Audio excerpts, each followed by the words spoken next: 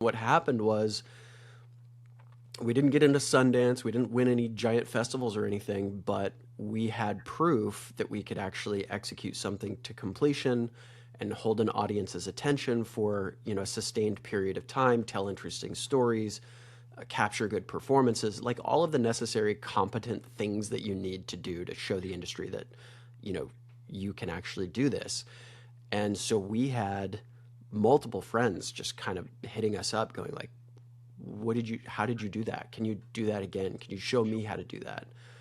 And that was the original spark for One Grand Film. It was a course. It was a cheap little free, not free, but I mean, I took a lot of time to record it and edit it, and I created this course, and I just sort of thought like, if I put it on the internet, people will find it and then they'll go make movies. And it wasn't as simple as that. So I made the course in 2018. I had made my second film after that, my first solo debut film, a movie called End Trip. It's on Tubi if you want to go watch it. It's free.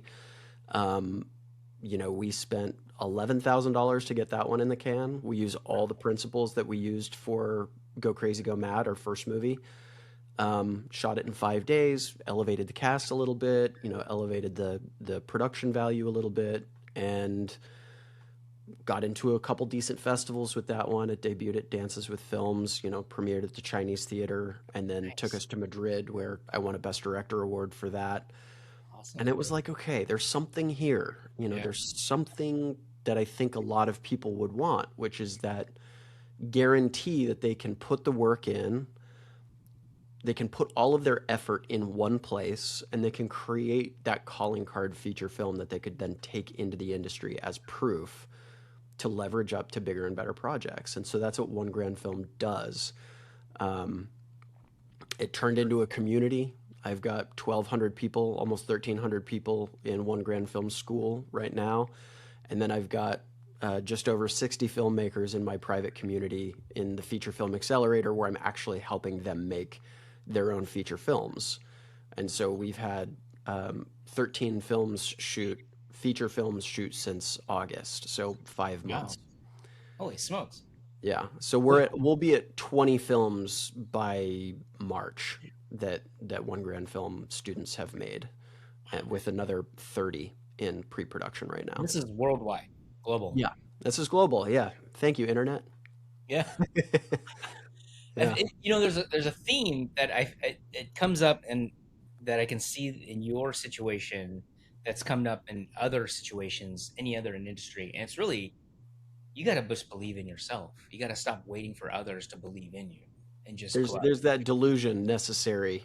You Yeah. have to believe you've got something special, but then yeah, you're absolutely right. I think a lot of filmmakers and actors, we wait because we don't know, we don't think we have the skills, we don't think we're ready, we don't think we have enough experience, we don't think, there's that imposter syndrome. And after talking to literally 10,000 filmmakers in the last 8 years of One Grand Film, the recurring feeling that everybody has is, what if I fail?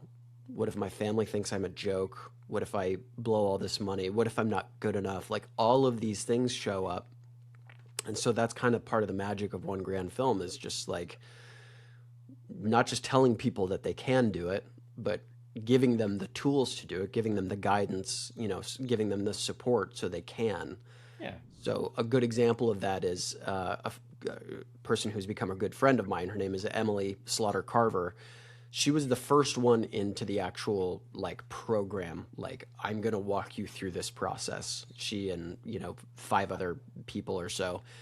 Three of them went on to make features, and Emily just had her world premiere on Monday of this week, Wow. and she won Best Louisiana Narrative Feature. And then she contacted me yesterday and told me that she also won the Audience Award for her film. And she had no prior production experience whatsoever. She had, taken some acting classes, and that was about it. She was a stay-at-home mom of about 20 years and never really did anything for herself. And now she's at Sundance, not with her film, but just to go experience. She's Oh she's a yeah. full-time filmmaker now, Yeah. And so that's kind of the power of just like, just go do it.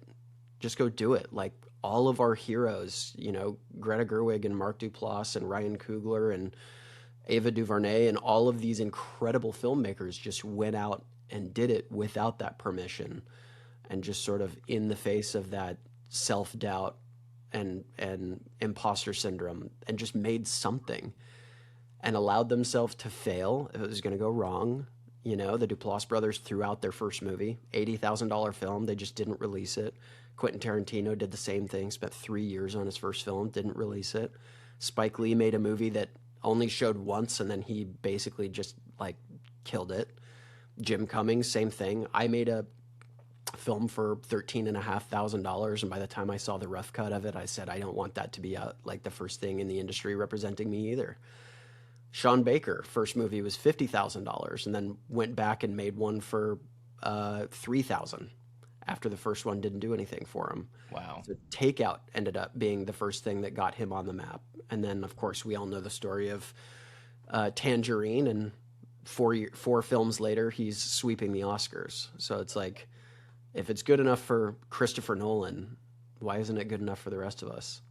So let me ask you this. So you said that a lot of people make their first film, don't release it. What do you think is holding them back? Do you think that's a good call? Like, because it's a lot of money and time wasted, right? You're Yeah. spending multiple thousands of dollars to make this first film. Why didn't they release it? What was holding, like, is it imposter syndrome? Like, oh, I thought I was good enough and it's not good enough? Or Yeah, that's exactly it, actually. It's not necessarily imposter syndrome. I think it's unreasonable to think that we're going to be really good at something we've never done before.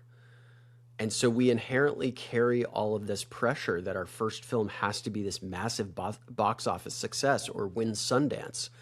And so I've gone back and I've just done the research on real careers and been like, how do all these major A-list, multi-billion dollar box office earning Oscar award winning filmmakers start their careers? And it's the same thing. It's go out and make a movie, and if it sucks, go make another one, and you'll get a little bit better, and nobody's going to watch, nobody's going to find a bad movie. The only reason we know following even exists is because Christopher Nolan is a big famous director today. So we all go find movies, you know, based on something that we watched. We go watch their whole filmography.